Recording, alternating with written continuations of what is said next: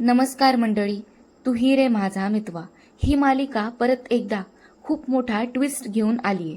घरात एकीकडे अंजली आणि ईश्वरी आजींसोबत गप्पा मारत उभ्या असतात. अचानक तिकडून वल्लरी येते आणि रागाने ती ईश्वरीला म्हणते, पैशांसाठी स्वतःच्या जाळ्यात अडकवले हिच्या बहिणीने माझ्या आकाशला. ईश्वरी आपल्या बहिणीची बाजू घेत वल्लरीला म्हणते, माझी बहीण एकदम सरळ मार्गी आणि संस्कारी आहे. पण त्या दोघींचं भांडण चालू असताना अचानक दारावर कोणीतरी दोन व्यक्ती येऊन उभ्या राहतात, ज्यांना तिथं पाहून वल्लरीला पण धक्काच बसतो. पण त्या दोन व्यक्ती असतात आकाश आणि नम्रता. आता त्या दोघांनी पळून जाऊन लग्न सुद्धा केलेलं असतं. ते पाहून वल्लरी आता रागाने ईश्वरीला विचारते, हेच का तुझ्या बहिणीचे संस्कार? पण ईश्वरी नम्रता आणि आकाश जवळ जाऊन म्हणते, अगं ताई, इतकी घाई करण्याची काय गरज होती?